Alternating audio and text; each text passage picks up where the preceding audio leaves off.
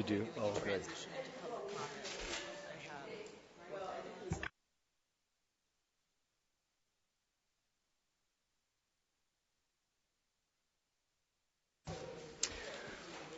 Okay, good morning. Well, welcome to the February 11th, 2011 open session for the California Citizens Redistricting Commission, Day 2. And let's go ahead and start off with roll call.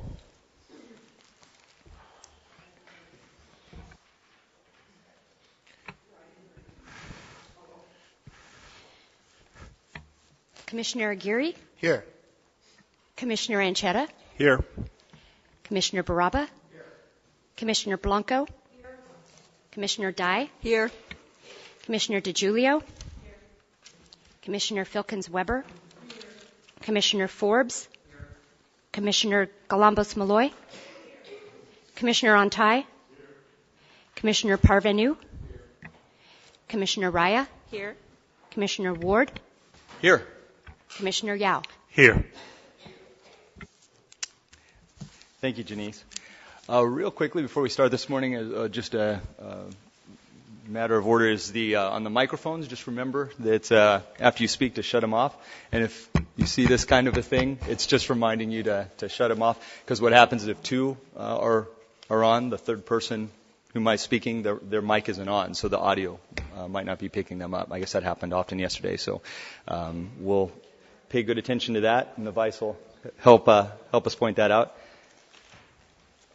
And it's great to see so many out in the gallery today. Thank you so much for joining us and your interest in our work. On January 13th, the Commission passed a motion to place a 5-minute time limit on public comments. And so I'd like to go ahead and institute that today, during today's session. And at this time, open the microphone for public comment for agendized or non-agendized items. If you would like to address the Commission, please step forward to the microphone.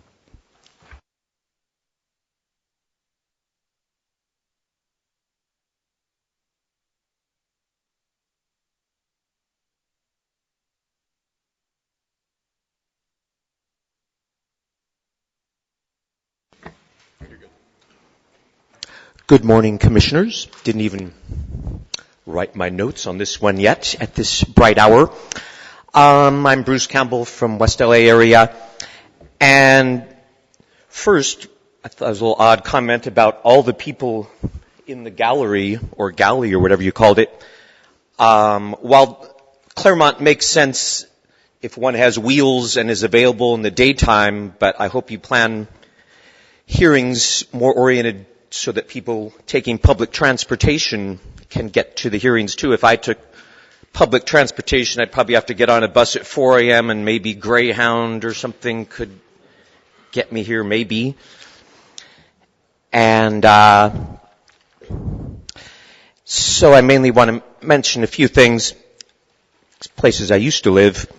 I noticed that Santa Barbara County is in the same regional grouping as LA County, and I know that Santa Barbara County can't stand LA County, and thus probably wouldn't get much input from Santa Barbara County, and unless you had, it'd be good to have a hearing probably in the city of Santa Barbara, but if you don't have one in Ventura County, possibly Carpinteria, but then that would get into the harder to get there by public transportation. So I urge one of these hearings in Santa Barbara. And also then there's the North Coast is a distinct entity if you look at topographically and the rivers. Anyway, here's the mountains and the rivers flow to the ocean and was quite used to be a stronghold of timber and fishing industry and all, and it's quite a unique area, and they're sort of somewhat cut off. So I suggest a hearing, if not in Humboldt County, probably between Fortuna, Eureka, or Arcata, But if you don't have one in Humboldt County, I'd suggest one in Willits, which is a reasonable-sized town in the northern part of Mendocino County. And then, I guess I haven't lived in the San Fernando Valley since I was 3 years old, but I realized there was something fishy in trying to avoid having a Latino district in the San Fernando Valley. So during last redistricting, so either probably a hearing in the San Fernando Valley, but at least with real good transit access from the valley to wherever the hearing might be. So those are my main suggestions for the day, and thank you. Thank you.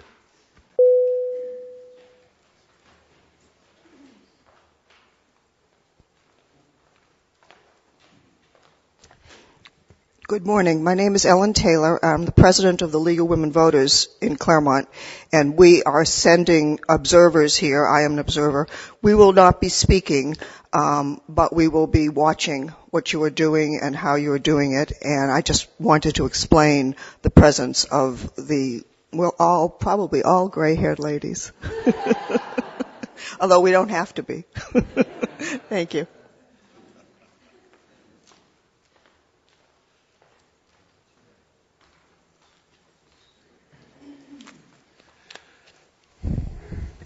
Yeah, my name is John Kopp from Riverside County. I spoke yesterday, but I didn't know people were going to be making their pitches, and since I'm not sure that I'm going to be able to attend one of the outreach sessions, depending upon where they are, I thought I'd make my pitch today. I've read the criteria, Section 2, Article 21 of the California Constitution, which gives the marching orders to the Commission. Riverside County, I did not live there when the last reapportionment took place, but anecdotally from a number of people who have been candidates for state offices, Assembly and Senate, as well as Congress, the Commission exists precisely because deals such as took place in the year 2000 did in fact take place. For concessions obtained by one political party, other concessions were given by that same party to the other. And as it turned out, Riverside County was balkanized. It contains 6 assembly districts, 4 state senate districts, and 4 congressional districts, only one of which is contained entirely within the county borders. I did an analysis from the census figures, and the total U.S. population is 307,006,550 people. When you divide that by 435 members of Congress, it turns out that each congressional representative should be representing 705 plus thousand people. That same census counts 2,125,440 people, 440 people living in Riverside County. And when you divide that by the ideal of 705,762 people per congressional district, you come out that Riverside County as a single entity, which should be respected, should obtain simply numerical 3.011 congressional members, and they could be contained entirely within the boundaries of that county. As to the California legislature, California's population of 36,457,549 people means that each of the Senate seats should represent about 911,000 people, and each assembly district roughly half of that, or 455,000 people. With Riverside County's 2,125,444,000 people, 440 people, that means there should be approximately 2.33 Senate seats and 4.66 Assembly seats that could be accommodated entirely within the integrity of the county boundary. So I appreciate the time.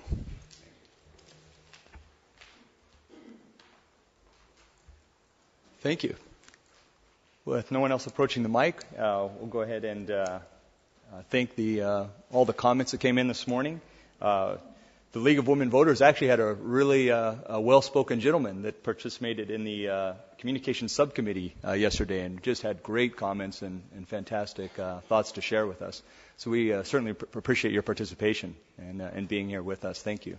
And it is worth noting that our average attendance was approximately 1 in Sacramento. So this is a celebration because it's a 700-fold increase from normal. So that's certainly worth a thank you for showing up and being with us today. A point of order for the commission is we called a bit of an audible last night in feedback that we received from the subcommittees, understanding that the 2-hour allotment for briefing the main commission might not be necessary in all cases. So in looking at it last night, the thought is that we should be able to, if you don't need that full amount of time, I'd like to propose that we go ahead and push the schedule forward, which would mean that some subcommittees might present today that were scheduled to present tomorrow. And that would put us out, conclude business at approximately noon, if not slightly before tomorrow. Is there any comments from the commission that have concern about that? Commissioner Ward, I just, based on the original presentation, I know that Karen McDonald has an airline flight that didn't anticipate coming in to 1 o'clock, so I don't know if we can be switched around if you want to bump someone into the earlier time slot so we could remain in the after lunch time slot. Thank you. It's a great comment. Yeah, we're going to actually, for those reasons, we're going to leave the afternoon set as it is, but the morning might flow a little faster, so we'll just be, I'm asking for flexibility with the agenda. Again, unless anyone has... okay, great. We'll go ahead and move forward then, and we'll turn the microphone over to Mr. Claypool for Executive Director update. Thank you. First, and most importantly, I would like to thank the Claremont Universities for the use of this facility, and in particular John McDonald, the Claremont University Consortium Management Team, for their exceptional efforts on our behalf. They provided us with everything that we requested, and the support for us during all the meetings is an example of how these venues should be run. They've been great.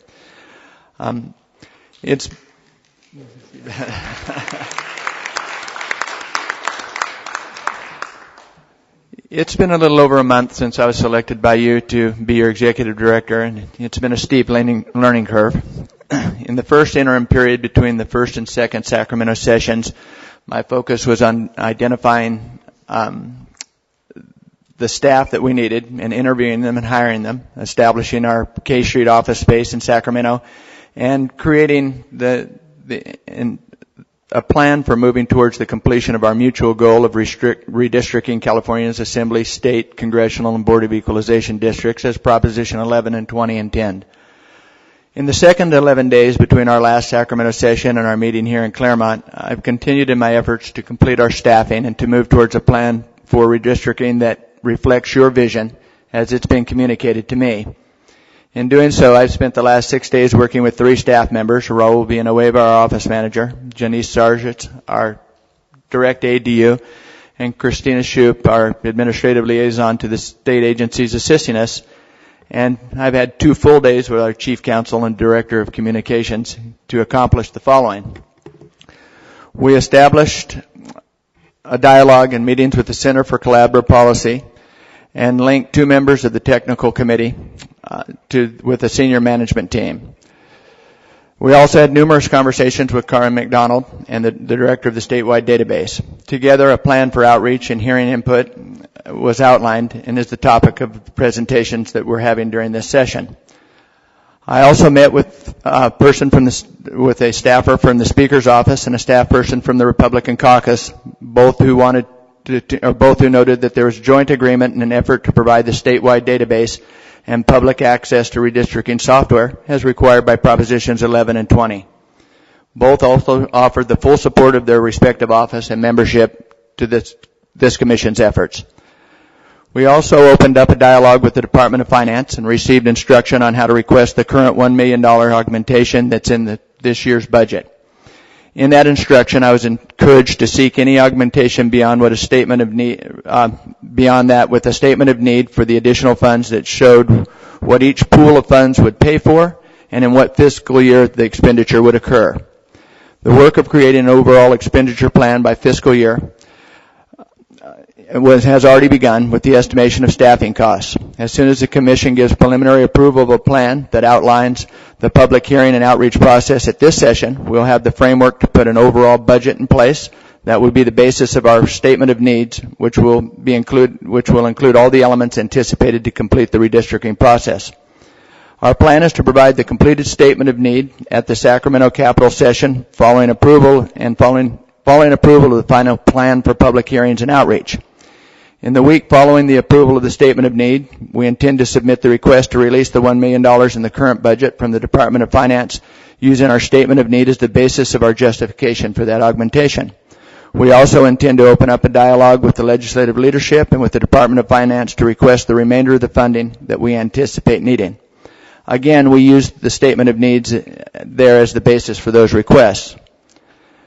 As a precursor to the overall plan, we have requested budget information and justifications, including contingency funds from the Chief Counsel, the Communications Director, and potential primary contractors, including the Department of General Services, the Center for Collaborative Policy, and the Director of the statewide database. We've also have administrative staff establishing a database for staff costs, including office expenses, travel, sick leave, vacation leave, and all the different costs that go with your staff. Finally, the Chief Counsel and the Communications Director and staff have made inquiries about the estimated costs for vendor services such as outside counsel, VRA attorney estimates, redistricting consultants, IT maintenance, web design, and desktop services. I've begun the required policy statements for the process required by Section 8253(5) of the Voter First Act, which states the Commission shall establish a clear criteria for the hiring and removal of staff, communication protocols, and a code of conduct. The basic policy for these items will be completed in the week following this current session. With your permission, I would like to distribute them through the Chief Counsel and the Communications Director and then provide them to the designated commissioners on the Finance and Administrative Advisory Committee for review and edit prior to the Sacramento Capitol session. These policies will follow the Commission's procedure in hiring the current staff and will presume a similar methodology for removing staff as the need arises. The communications protocol will give staff a framework in how we should communicate, both internally and with the public. It should have a refined methodology for communications with you and the staff will work with you and from us to you during the interim periods between the business meetings. I'm hoping for some direction from you during this session on how I can best communicate our activities to you between sessions so that we can reduce some of the miscommunications as previously occurred. The code of conduct will be simple and direct. Your staff should serve you in a manner that reflects their respect for your commitment to this process, and they should refrain from any action or activity that would be detrimental to your efforts. We've also completed the hiring of the 2 administrative assistants, and they began their work last week following the Sacramento session. Both have settled into their respective roles, as I previously noted. The Communications Director began on Monday of this week and immediately contributed to our process by reaching out to the Director of the Department of General Services to assist us in resolving the issue of our delegated authority. Our Chief Counsel began full-time on Tuesday of this week and is settling in. Prior to that, however, he assisted by providing legal counsel on a variety of issues requested by the Commissioner and assisted me in clarifying meeting issues with the Center for Collaborative Policy on Tuesday. A suggestion was made to me that you, the Commissioners, need to have a staffing chart that clarifies the respective roles and activities of your staff. I have requested the flow chart from Raul Villanueva, your office manager, and he is in the process of completing and forwarding that document to me. I hope to have it for you prior to the end of this session. Our lack of delegated authority is hindering our procurement of material and services and our ability to make contracts, including those approved in the last session. Last night I was told that the primary issue holding up our authority is a lack of a fully trained budget officer or equivalent that would qualify to be responsible for the delegation of that authority to us. As a result, I've asked staff to specifically target retired annuitants that have the type of training and experience necessary to help us qualify for our delegated authority. I've also asked staff to request from DGS staff the typical service level and salary range for individuals with this type of experience to aid in our search. In our initial search, only 5 resumes were received. 3 were qualified for interviews.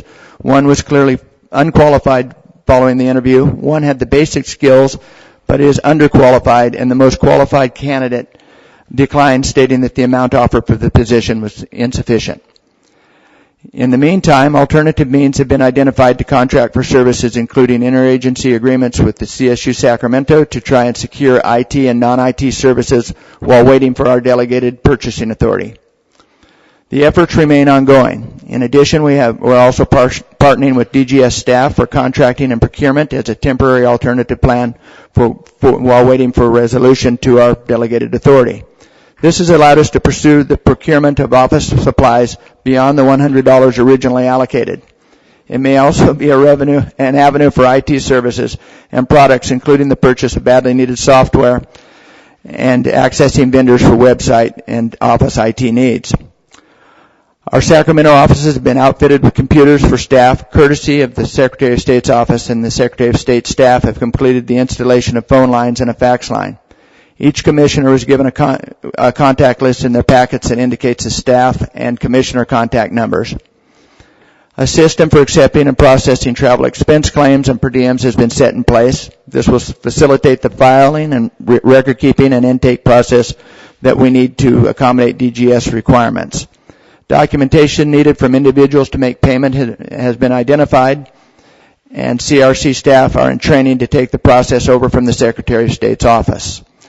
A central calendar was developed and tested and has been tested and initiated with commissioner participation. Instructions for the use are being developed, and Christina Shoup of your staff has been designated as a staff person to assist you with this process. Instructions for the use of electronic calendars will be distributed to you by email. After several assurances that this service was already in place, the DGS travel website is finally capable of allowing us to book and pay for hotel and rental cars.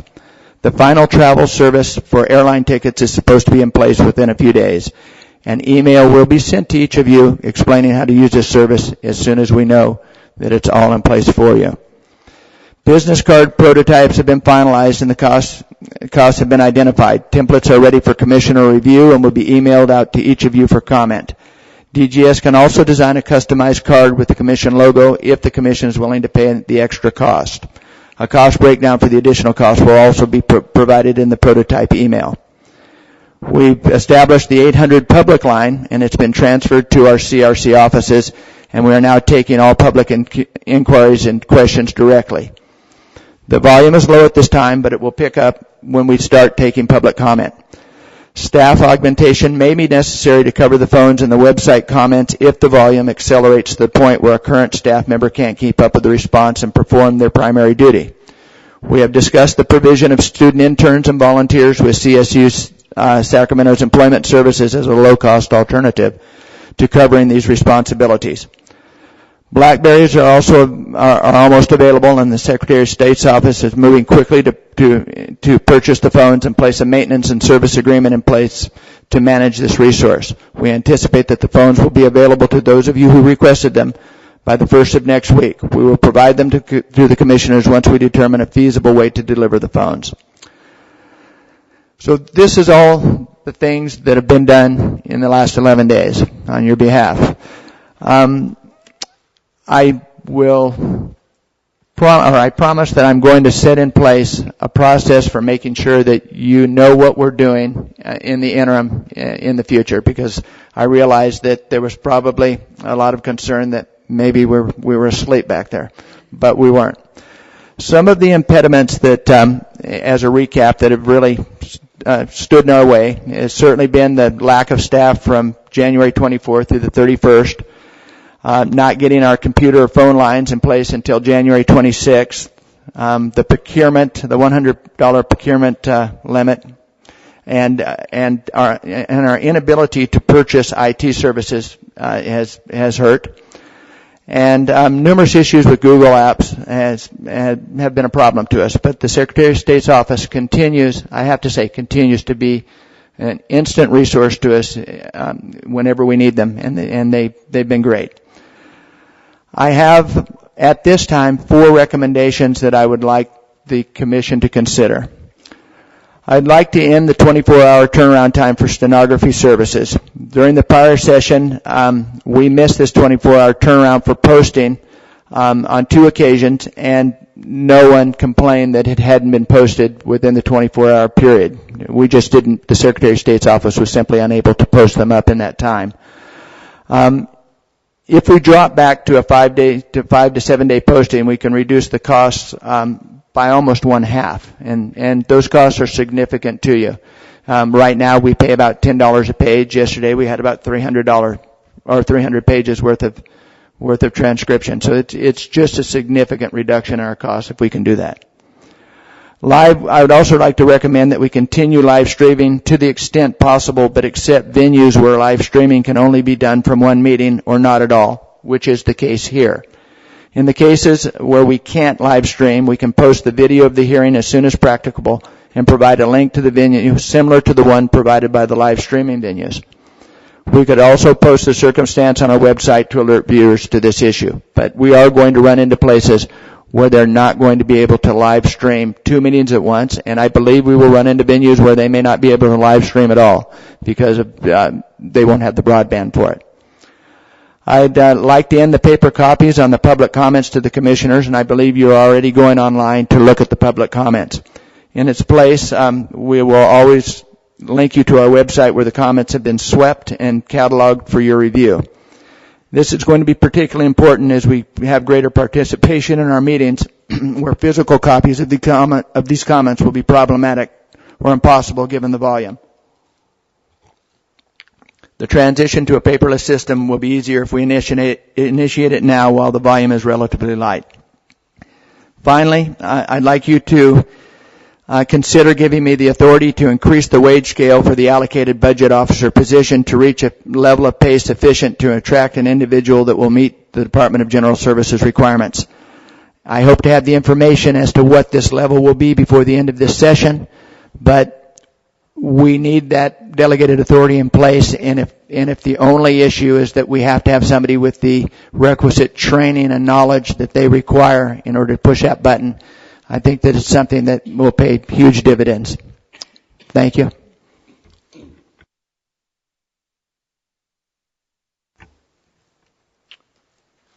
Any questions from the panel?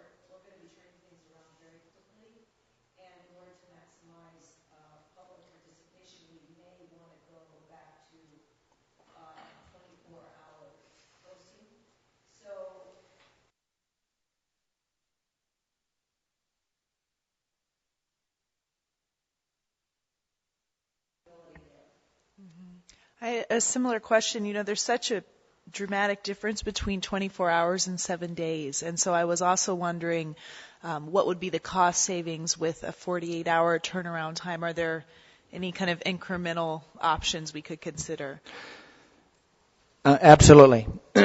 and the difference with the Sacramento costs, and I can't speak to the costs here, but the difference in Sacramento costs were if we went to, say, 48 hours, they would drop to $9 a page, and if we went to 3 to 5 days, it would drop to some figure approximating $7, and then if we went to 5 to 7, it would drop to like $5 a page.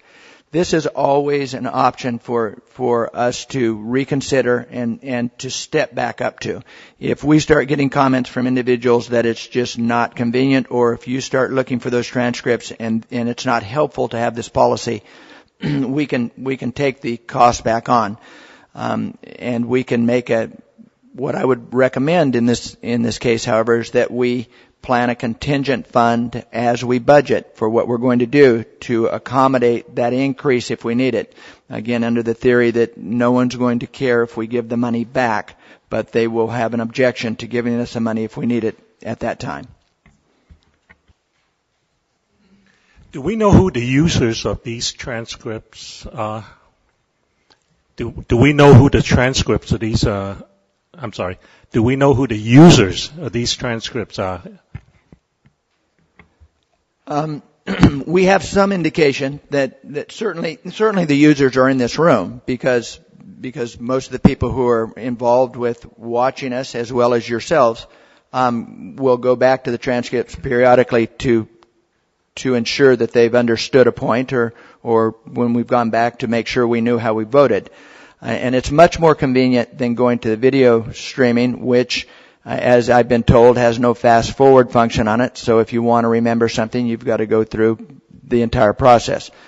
But we don't have any mechanism for tracking who's actually going onto that website and reading these transcripts, other than those individuals who have written to us and have either said the transcripts are very helpful to us.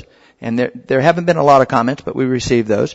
And those individuals who have come on and have said there was an error, or we think there was an error, and that was in one case where there was a clarification that we went back to the transcriber and we made that change. It wasn't a major error. It was an attribution to one commissioner where it had actually been another commissioner that they said made the statement. We reviewed the video, and then we made the change. So that's what we know as far as who's using the transcripts. When I heard the cost, that yesterday's transcript cost $3,000, I don't know whether there is a simpler process of doing it, perhaps putting markers on the video and maybe coming up with a post-meeting discussion topics or agendas would allow us to get back to the video as a long-term solution as compared to the transcript, because the video audio by far is the permanent record, is the actual record as compared to the transcript itself.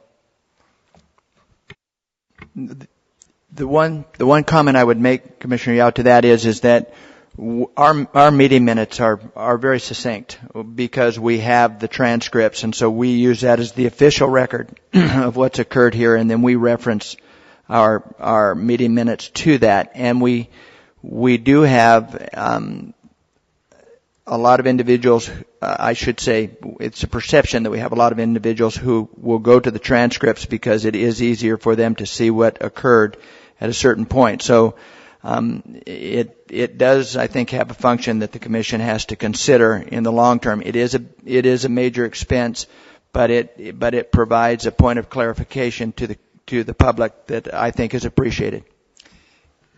Is it possible to add to the video the ability to fast forward it and to bookmark it, as Peter has suggested?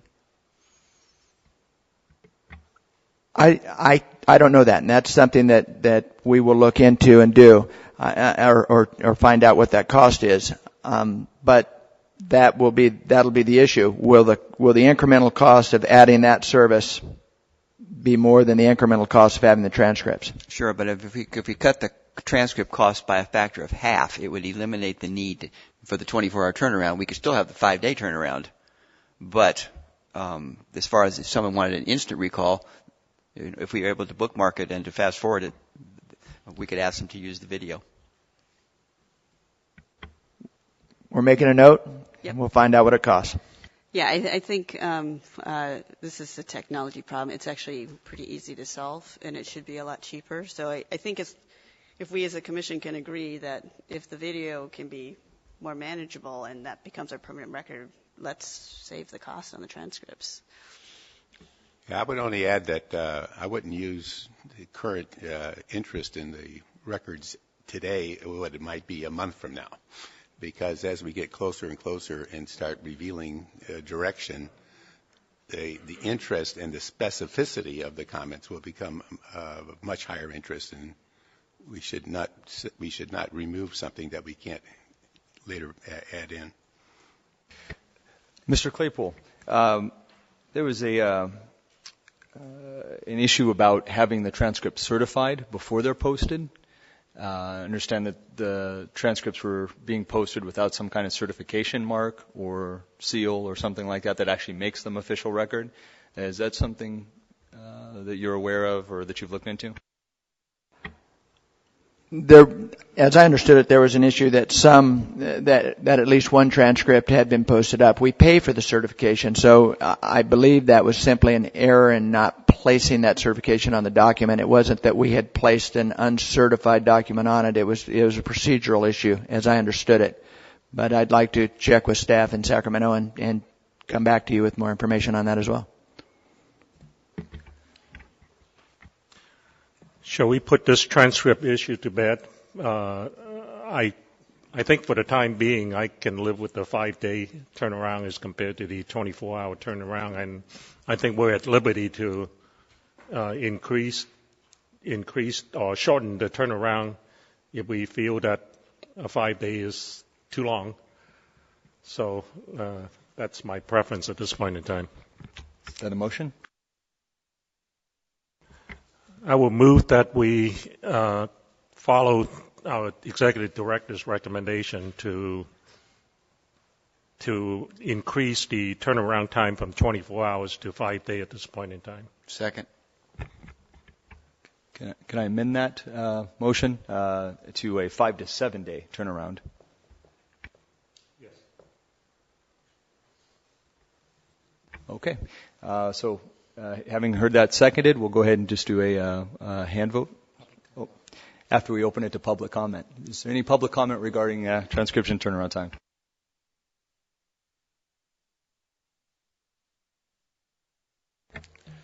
Yeah. I use it quite frequently on my computer to search, to find out, no disparagement intended, but what the rascals are doing. And my particular search engine allows me to search for particular words, vote, and so forth and so on, so I can speed through and find what I want. So does my, when I view it on the web, the ability to fast forward is there, but I think that's a vehicle of my search engine as opposed to the Commission's webcast. I seriously would object to a 5 to 7 day turnaround. I could live with 48 or maybe even 36 hours as a member of the public, but I think going 5 to 7 days is far too long. John Kopp. Thank you. That's all right. Hi, Kathy Fung with California Common Cause. Good morning. We have actually been talking with a number of organizations about the right balance between providing greater public involvement and transparency, but also, frankly, trying to keep the costs down. And we think that the current proposal to consider a 5-day to 7-day turnaround is a sensible one, given the fact that you are going to have live streaming or audio available that is not only available at the time that the commission is meeting, but immediately available on the web for people to peruse if they want to go back and look for the testimony. Since all of the information that you need is there, it's a matter of making it more easily searchable. So I think it makes sense to put some bookmarks in and also provide the minutes as quickly as possible. But we think that this is the right balance. We also want to take heed, though, of the correct suggestion from Commissioner Blanco that there are different phases of input, and while it may feel like there's not a whole lot of people listening during the business phase of the commission, as you all go into the input phase where you're listening to people testify about their communities, you're going to have a lot of hearings. And there will be a lot more people, I hope, in the hearings. But that's also acceptable, I think, to have pure audio or pure video in the quick turnaround phase. And then as you move into the next phase where draft maps are presented and people are commenting, I think that's where you most need to have a quicker turnaround for the stenography transcripts. So there, particularly because you're going to need to go back to those written words and figure out if the maps are reflecting what communities have asked for, that becomes a tool that is as much useful for the commissioners as it is for the public. So we agree with the current proposal, and thank you for giving it some very serious consideration. Any further panel discussion? Okay, at this point, the motion, as I understand on the floor, is to propose to move the turnaround time for the transcripts to 5 to 7 days, subject to further review at another time. So all in favor, raise your hand and say aye. Aye. All opposed and abstain? Okay, so it is. Dan, Mr. Claypool, I was unclear in your live stream comments and discussing that we can just do one meeting at a time live stream. And, for example, this week, doing subcommittee meetings, we were able to tape those and we'll post those to the site at a later time. Were you asking for? You brought that up as a point that needed consideration. Yes, and this venue is a perfect case in point. This is state-of-the-art university, and they can only give us during your subcommittee meetings live streaming from one venue. As we start moving out into places where the venues may not be able to provide any live streaming, then I think that we don't want to eliminate those venues as possible places for us to have our meetings. We just have to be able to inform the public that in this particular case, we're going to have to go with videography and then posting it up within 24 hours. My recommendation would be that we, ahead of that event, because we're going to try to get ahead of the curve on as far as we possibly can on letting the public know when we're going to have these events, that when we knew we could post it with it, that you won't be able to get this live streaming, but we will try to meet that 24-hour as practicable link. And I just wanted a concurrence that we were all in agreement that's the way we wanted to progress. Otherwise, as we start talking with those individuals who will be planning our venues, it would require me to say, if you can't give us live streaming, then we can't consider you. And I don't think that's what we want. So I just wanted to remind the Commission we had extensive discussion about this before, and I think we're in general agreement that as long as we had audio as a minimum, that we would try to get live streaming whenever possible, but as long as that we have audio, it would be fine. So unless there's a change in that, I think that we would concur. And I think the sentiment behind that conversation that we had was that the technology is really designed to be an enabler, and we don't want it to be a barrier for us to be able to go to places where redistricting hasn't reached before, right? We want it to be a way that we can get out as much as possible. So I concur with Commissioner Dye's comments. I think we're clear on that. Good enough, Mr. Claypool? Absolutely. Great. So, Mr. Claypool, I was wondering, when did you expect, did you have any kind of projection as to when we might have that budget position filled? I understand that it's been reopened already. It's currently an open position.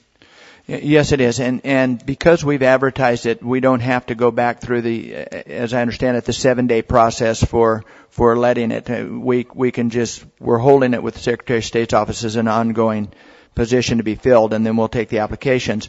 Besides going to the list of retired annuitants who really will be our best source of a person for this position, we've asked the Department of General Services whether they have any names of retired annuitants they might use that they would recommend, because we thought that this would streamline the process for putting somebody in place that would meet their qualifications, given that they made the recommendation that we hired them.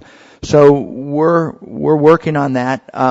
The one individual who did apply that declined for the position because of the salary structure, I believe may come back, and if we can increase it to that level that we would get a recommendation for the Department of General Services on, that this is the level of salary that would be commensurate with this position, then may agree that that's sufficient to come aboard. And that individual is very qualified. The only issue would be making sure that she's current in her training. Although, as we understand it, if her training is behind, she could take that online. So that's our approach, and that's where we're headed. But that's what we need, and that was only communicated, by the way, to us yesterday after about 3 weeks of saying, what do we need to do? What do we need to do? So we finally have what we believe is a clear path, but we will continue to also look for other alternatives to procuring while we wait to put that person in place. Dan, I was just wondering if there was some concern that was expressed at our meetings back in Sacramento last month about where the position has been posted. And I just wanted to clarify if it had been shared with the partner organizations, and maybe you could just go through where that position's been advertised. And in fact, yes, the concern was that we had only gone through the standard state, position of going to the state personnel board and posting it. Now that has always been a sufficient manner for finding statewide labor or state interest statewide, but in this particular case, we went back to our persons of interest list and sent that position out through that, so that we reached every organization that had shown an interest in our endeavor and said, if you know of anybody that is qualified for this position, we would like to hear. That is how we received the name of the one individual who said it was infinitely qualified but declined on the basis of salary. We received it through that process, and we will do that again. Wish the chair to consider tasking the Finance and Administration Subcommittee in working with staff to address this issue as compared to addressing this issue as a entire committee. I think we can tackle the problem and report back to the committee in very short order on this. I believe that's been tasked, correct? Already? Yeah. Just being that it was part of his report, I just wanted to know where we were at in the status of having that posted and where that's. Well, Dan, I think you're suggesting that the commission grants you some authority to basically seek an increase in the scale, correct? And that may be to attract this particular candidate or others that may be looking at a higher range. Is that basically what you're asking full commission to do? I am. That was my original request, was to allow me to move up in this scale. But as I've sat talking with Kurt here just in passing, it also, the only other issue we have with this is if we identify this candidate, then we have the issue of putting them into place. Previous to this, it's required a full vote of the commission to place a person onto our staff. The next time we're going to have that full commission is going to be in Sacramento. So if we identified this person this week, and if we still couldn't put them in place until we got to Sacramento, I don't know if there is a way to have them, work in good faith. I don't know, but I'll identify that, and I'll work through the Finance Committee to. As I identify those options. Kirk, I have a question about whether there is any provision that allows us to vote by email as long as we have the information we need. This is a difficult requirement that the statute has given us with respect to what ought to be an ordinary course issue. But let me consider that. I'm concerned that we may run into the notice requirements of a meeting if we have a vote, even on what is a rather perfunctory item of choosing a staff person. But it does look like we're kind of locked in as I read this language this morning. Okay, because I believe that, we have staffing as a ongoing item on all of our agendas, so I understand it's probably a place issue then, right? I think it is properly noticed, so I'm not concerned about it being noticed for the next meeting, but rather the problem would be voting in between meetings. Excuse me, I have a question. Maybe this is for Kirk. I just want to be sure I understand two issues that are coming together here. If we increase the salary for this position, then, but we're still talking about, I have a little concern about then we're talking about one candidate and not opening the opportunity to others who might not have had interest until you increase the salary. No. And if I was unclear, this position is open right now, and we're seeking any qualified individual that can meet those specifications. We have that one individual who I believe would have those qualifications, and if that person then said this is sufficient, her application would just become one of the applications that we would consider within a certain range, and then we would make that decision. It was just comforting that we had that one individual out there, and that the only impediment appeared to be salary, but it doesn't mean that it will be the only person we consider.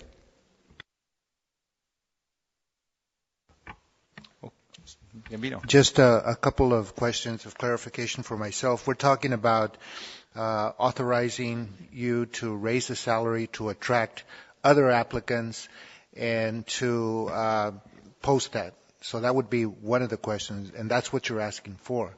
The other is that if we were to give you that authorization, say today or by tomorrow, then there still need to be that posting that you mentioned, in which case we would not be selecting an individual, and this is where the email vote suggestion comes in, right?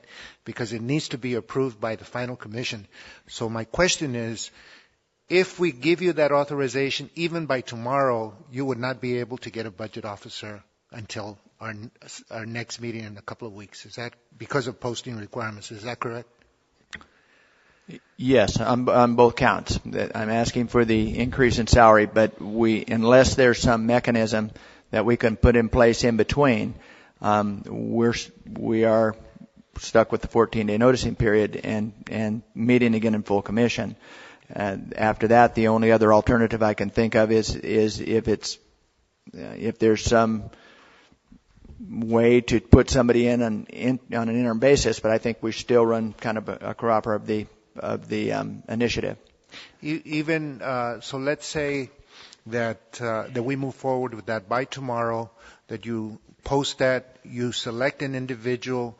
Is there a way of doing a short-term contract with that individual to begin to provide those services in anticipation that we will have an affirmative vote on the part of the commission on the individual that you have selected?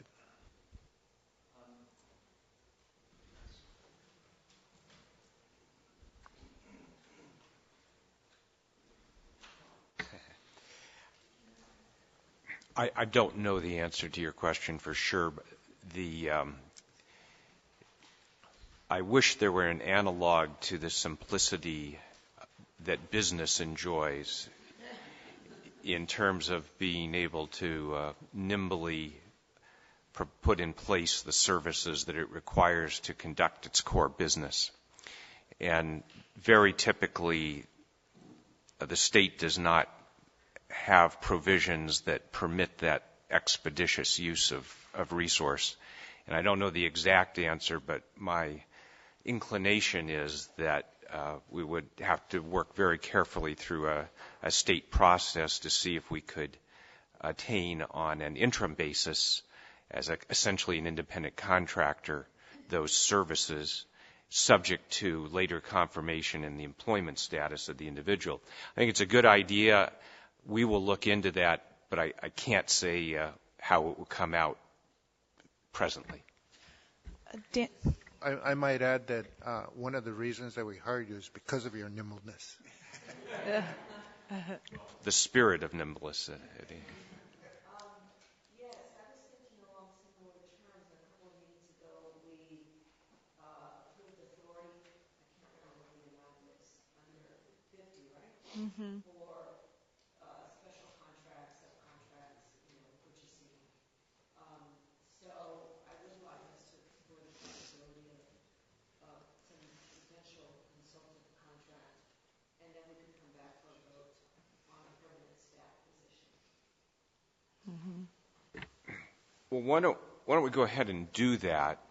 Provide us that authority, subject to our confirmation that we can actually use it.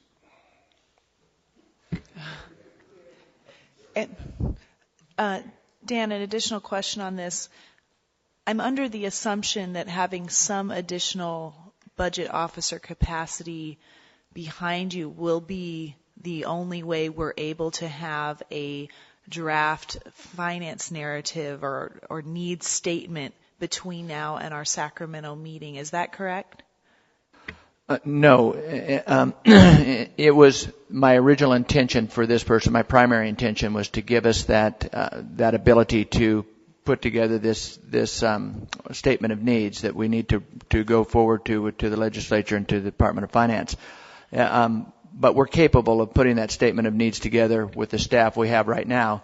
What we will do with it is we'll put it together from the information we gather right now. We'll have the final conclusion, and then that person should be on board by then to oversee what we've done and make the final adjustments to it.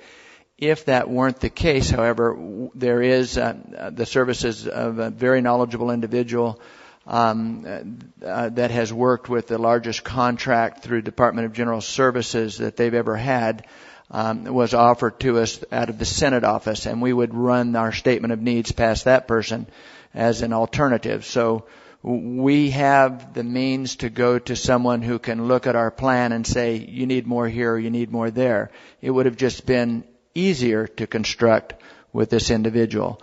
And to Commissioner Raya, I just received an email from our staff that we have 3 individuals who have been recommended that will be in on Monday to interview, and we're trying to contact that 4th person. So clearly, once the prospect that we might be able to elevate the salary range was put in play, it gave us a wider pool. In light of the tight schedule that we're facing, and in light of the fact that lack of a budget officer is impacting our ability to put together the additional funding requests, I think it'll be wise for us to go ahead and give the director the approval to increase the salary range. We can always look at all the candidates and make a decision, even with the increase in salary in terms of selecting the candidate at a later date. But in light of the fact that we have such urgent needs, I think we're perhaps penny wise and pound foolish in terms of trying to manage the budget in that manner at this level. So let me try to flow a motion saying that approve the executive director's wish to increase the salary range and post it immediately and solicit all the potential candidates and go on from there, as compared to trying to micromanage it from the commission at this point in time. Commissioner, yeah, I think we're just waiting for the range that Dan said he would get later today. Correct. I would say approve it and trust the executive director with posting the range, as compared to having to look at the number ourselves and decide as to whether that's good or bad. It just takes time and eat into our schedule that we really can't afford to lose. That's all. I personally think we can wait till the end until he has a number. I mean, I don't think it's going to take any more time. Yeah, I would second that emotion. Yes, I would second that. Yes. Second, Commissioner Yels or Commissioner Dyes? To Mr. Yels. Okay, so we have a motion on the floor then. Commissioner Blanco, did you have an alternative motion that you were considering? Okay. Kirk, did you ask us to consider you'd asked us to consider giving you additional authority for contracting, correct? Well, I believe that you indicated that with respect to hiring someone on an interim basis, that authority is already there from a prior meeting, and we'll look into using it. This is a different motion on the salary range. Okay, let's open the motion to give the executive director approval to increase the salary range for the position of budget and finance director to the public.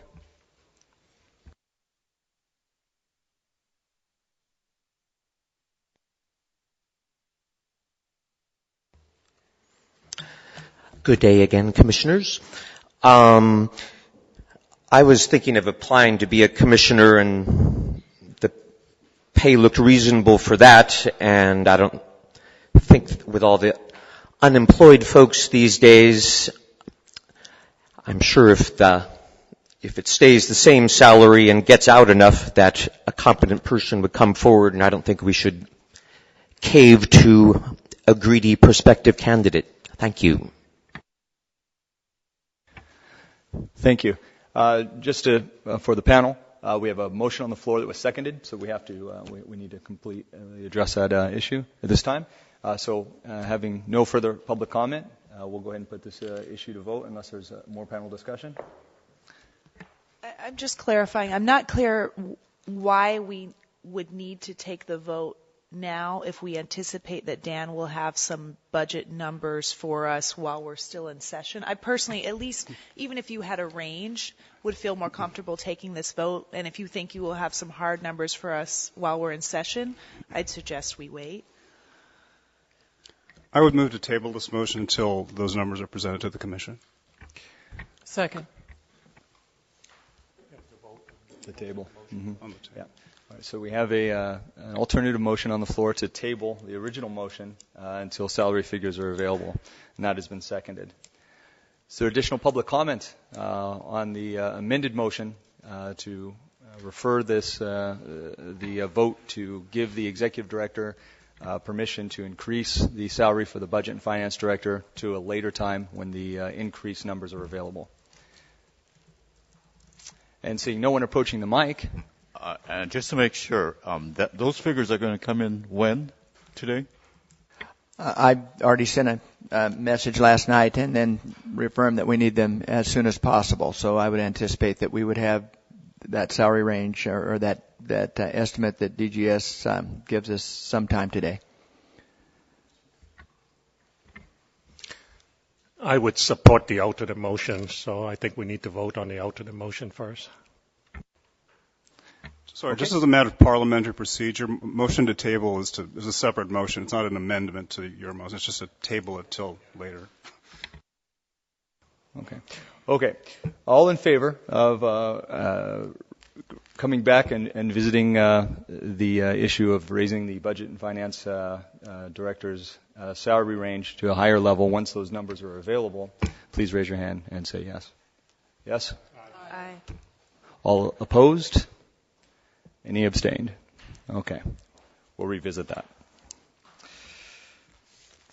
Mr. Claypool, you mentioned that the Google Calendar, shared calendar, had been put into motion and was available online.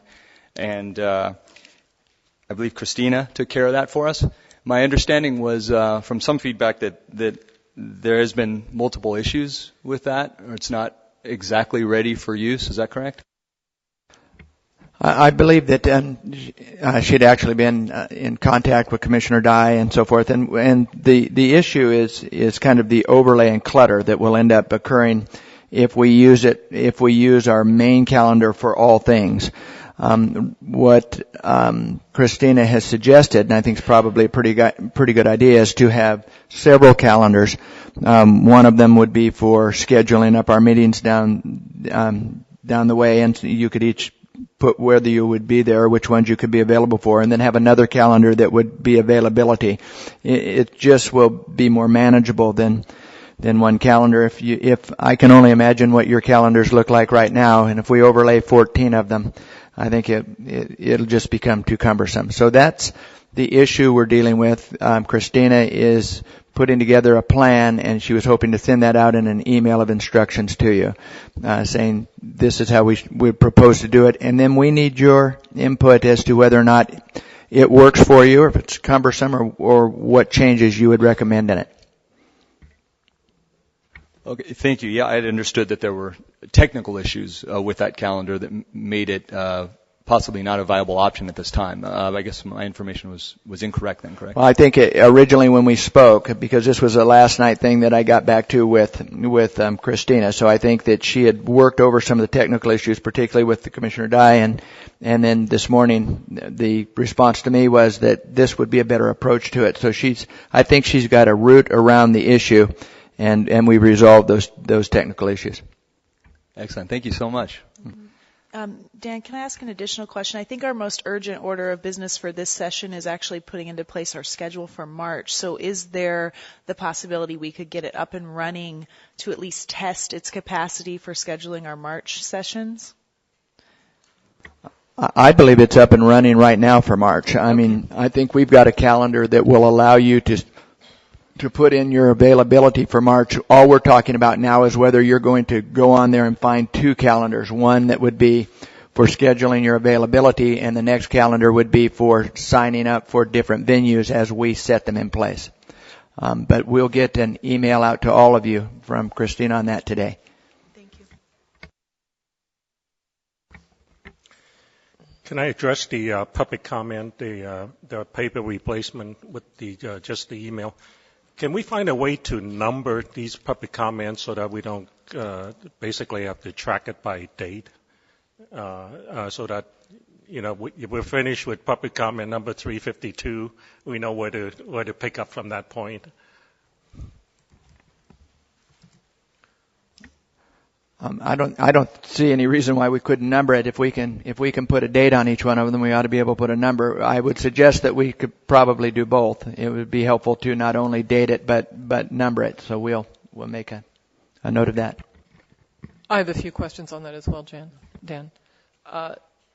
I was relying on paper copies and assumed that we would get the paper copies for this meeting. In looking at the public comments on the website, which I was not reviewing the public comments on the website, so I was counting on the paper copies. And I certainly appreciate that. And I don't want paper copies. I certainly appreciate your recommendation. But I do have a few questions.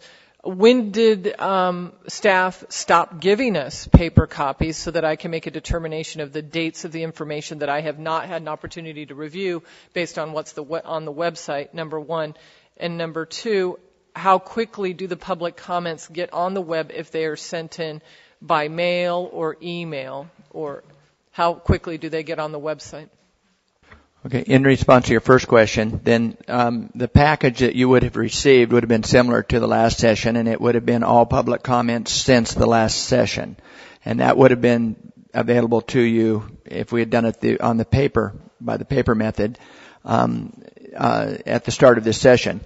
Now having said that, in the past, I believe there was a reliance that we weren't sending them to you as we received them, that you were only going to get them at the start of the session anyway, and that you would have been picking them up if you had gone to the website at that time. That was there again. We have this communications issue where we need to make sure that we're on the same page. But you are missing, if you haven't checked the website, from the last session.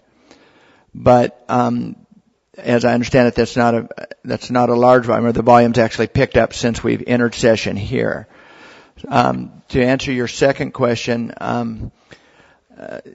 it's, I'm trying to think of the best way to put this. It's the easiest way for us to manage this is by having you go to that website and check them, and as we pick up more volume, that's just going to be, it would be very problematic to provide it by paper. Did I answer both questions? Yes.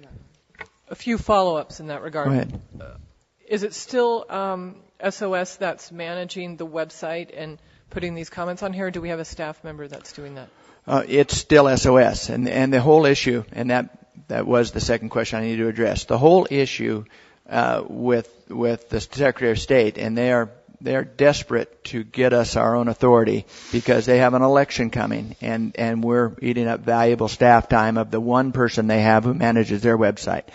But because of the procurement issue, and this is why we're going around through university services trying to find someone, even though the biggest issue isn't the $100 because we can fund that. We can find money for the things that keep our office running. The biggest issue is that you cannot enter into any IT contract at all until Department of General Services gives you permission. And our biggest need right now is a web designer and web maintenance and desktop services. And so until that occurs, we're just married to the Department of General, or to the Secretary of State's office. And so they're working on our behalf as well as the Department of Finance and General Services to resolve that issue. So would your recommendation be that we just withhold any suggestions on changing? For instance, it appears that the public comments are in alphabetical order, which then makes it difficult. So then I have to look at each of the dates because one of the most recent, February 2nd, is from right, and it's W way down at the bottom. So should I just withhold any recommendations about how this should be structured on the web to make it easier for obviously members of the public that are keeping track of the public comments as well as the commission members? No, I think that your recommendation should be made, and we should move to them. I don't know that it will be any problem for this person to simply reorder them by date and attach a number to them if that's the way we want to see them rather than by alphabetical order. And it makes more sense in my mind to have it by chronological order. In that case, what would happen is they would make that change at Secretary of State's office, and we would simply inherit your recommendation when it was transferred to us. Then I would ask that you convey that to Secretary of State, that we would like to see the public comments in chronological order so that we may be able to keep track more appropriately. And then, as Commissioner Yao had suggested, I guess by number, I won't be following the number, I'll be following the date, but I'd appreciate that. Thank you. Along that line, Dan, can we talk about our Secretary of State relationship presently and any transition issues that you're managing at this time? What presently is the Secretary of State performing for us? Well, the Secretary of State still maintains our website, clearly. They maintain all of our desktop support, and when we need almost anything, they step in and assist us. I've said it over and over again, but Dora Mejia, Chris Mayo, in charge of their IT system, those people have just step up continually, and so they've gone above and beyond in every request we've made. The biggest issues are resolving really the large bureaucratic issues that we have. The Department of General Services is the case that I've been harping on the most because of the delegated authority. We still have an issue with the State Controller's Office in entering the codes, and that was just sent over to me right now, just entering the basic codes so that staff can be recognized on the state's payroll system as being people that need to be paid. So Dora Mejia and as a fiscal officer for Secretary of State, as well as Raul Villanueva, have been working just tirelessly with them to ask them, what else do you need? These are things that the entities involved are aware of. They are very bureaucratic in nature, as Kirk mentioned.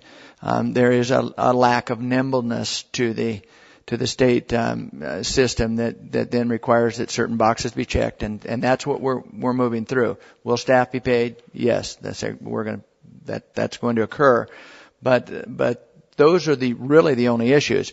When we resolve the delegated authority, then we can or find somebody for the website. But really, when we resolve the delegated authority, we can put the IT services in place, and then we can cast off and away from the Secretary of State's office, and it will be a happy moment for both sides.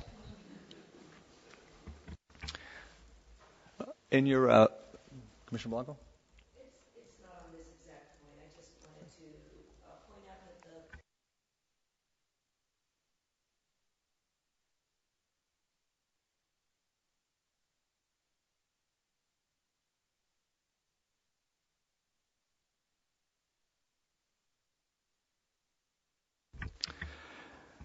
we'll send it back and that'll get updated. You mentioned in your executive director report status on the BlackBerry cell phones that are being issued. I was just wondering for public reference if Kirk might be able to give us just a real quick explanation as to many of the commissioners actually desired not to have a second phone to have to carry around or worry about, but there's some discovery issues that are involved in that, which makes it extremely necessary to have that. And I'm just wondering for public sake if you could just give us a quick comment as to what that's about.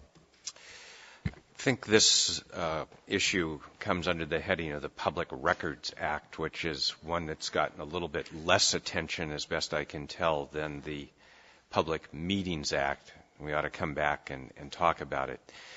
But the short answer to your question is that email communications that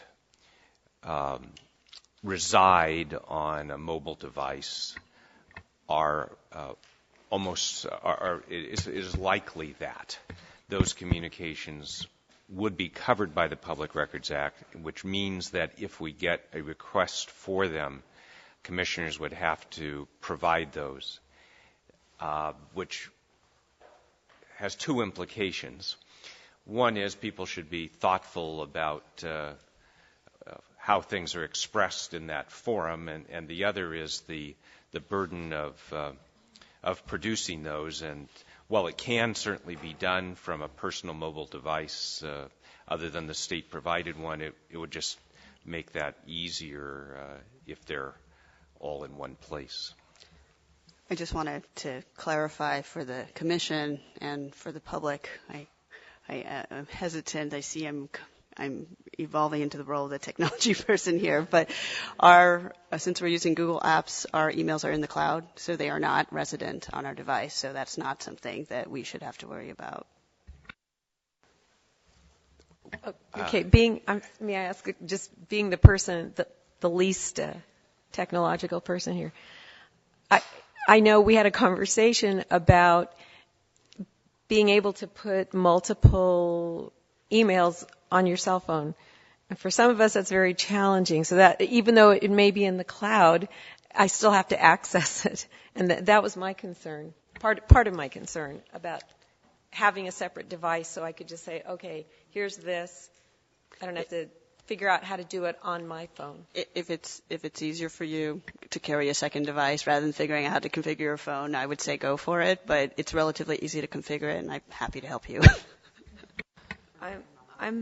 I'm just not sure it's just in the cloud, Commissioner. I mean, I have it installed. The Google Chrome is on my BlackBerry, and it's on my BlackBerry. It's not just on the cloud. If somebody goes into my, commission email that's on my BlackBerry, it's there.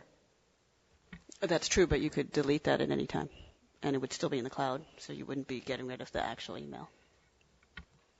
Right, but I think we should be careful about deleting things. But because it's in the cloud, you're not actually deleting it. It's just not on your device anymore. You're no longer accessing it. Perhaps we should get a direct staff to go ahead and clear up the issue. Again, I know that I was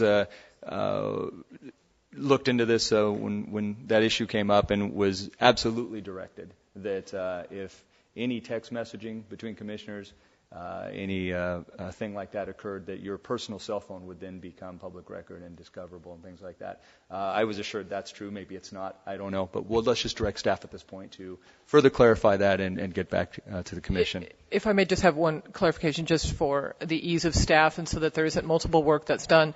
This was an issue that was discussed in the legal subcommittee regarding Public Records Act, and we were considering training for the Commission on Public Records Act. Is it possible that the individual that we select as that would present training, whether it's Mr. Miller or whether he designates somebody else for training, that could probably look into it more detailed rather than just because it is a legal Public Records Act issue and a technology issue, no reason to burden staff and have our potential training consultant advise us on that. I believe we talked about revisiting the public meetings law, and I think it would make sense if we could just double down and also discuss this issue at the same time. That would make sense. And add a technical component. Okay, thank you. I have one other question for Dan. Dan, you had said that these BlackBerries were in whatever contracts were being worked out with SOS, you were then going to consider the most feasible way for delivery. I'll just let you know that I don't mind waiting and picking it up personally in Sacramento. There's no reason to mail it to me if it's available by our next meeting on the 23rd, so you don't have to worry about delivery to me. No reason to incur the cost for it. We'll put together a list then and get that to Dan before we leave. And I was going to say we're all for avoiding costs. So if that's fine with everyone, absolutely.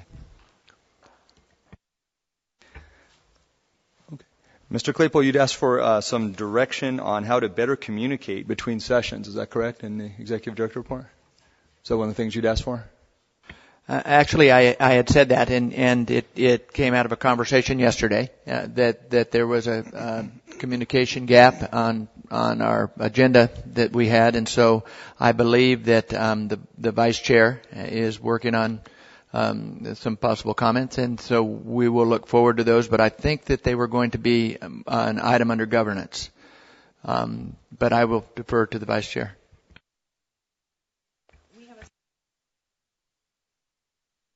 Excuse me. Yes, we have a series of items under governance, so I'm not sure, are we still tackling governance tomorrow, or?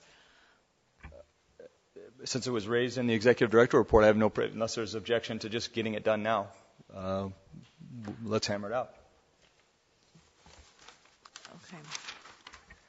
Okay. I think one of the things that was identified was talking about a 24-hour limit by which to acknowledge a receipt of correspondence.